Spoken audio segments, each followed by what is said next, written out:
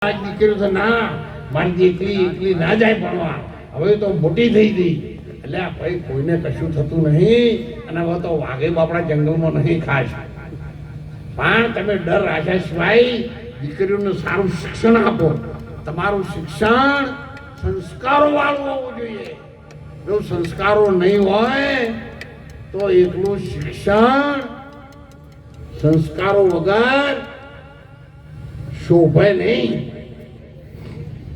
એટલા માટે આ હું બીજું પણ કહી દઉં, મારી ઉંમર ખૂબ થઈ ગઈ છે, 77 વર્ષની મારી ઉંમર છે.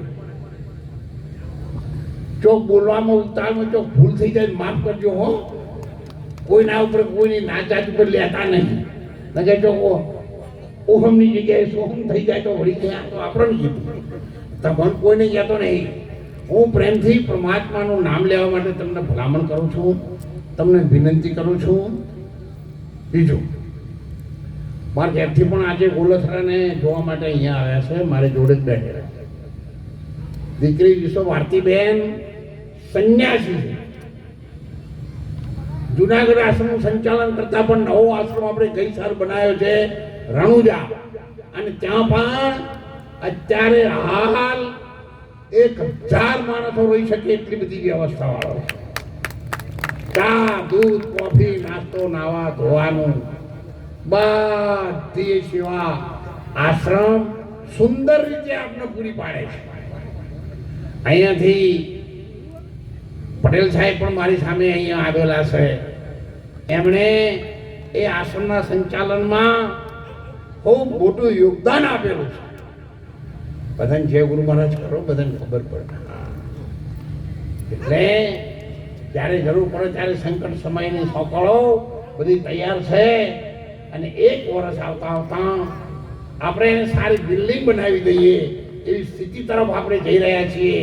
એટલે જ્યારે આપણે તરફ આવે ત્યારે ભગવાનના નામથી, રામદેવજી મહારાજના નામથી કોઈ આપણા ગુજરાતી ભાઈ બહેન દીકરીને રાત્રે 2 વાગે આવે તો એને જમવાનું મળી રહે, એને નાસ્તો મળી રહે, એને ખાવા પીવાનું મળી રહે એવી બધી વ્યવસ્થા દોલતરામ મહારાજે ત્યાં રણુજામાં કરી છે.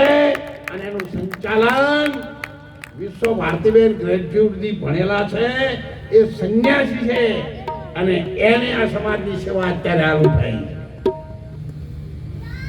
સૌને વિનંતી છે, તમારા સંઘ જવાનો હોય, લક્ઝરી બસ જવાની હોય, ગ્રુપમાં બધે મૂકી દેજો.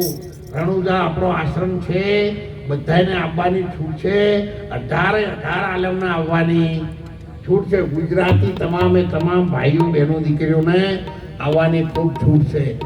તો ખાસ હવે સત્સંગમાં બહાર જતો નથી, પણ આ બધા જૂના ગામડા મારાથી જોડાયેલા છે.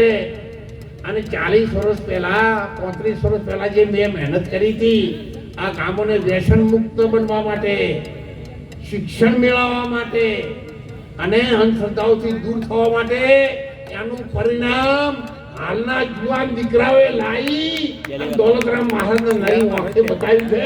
એટલે હાલના યુવાન દીકરાઓને તાળીએથી બતાવો જબરદસ્ત. તમને તમારા મા બાપને જે 40 વર્ષ પહેલા દોલતરામ મહારાજે જે મહેનત કરી હતી એને તમે સફળ બનાવી.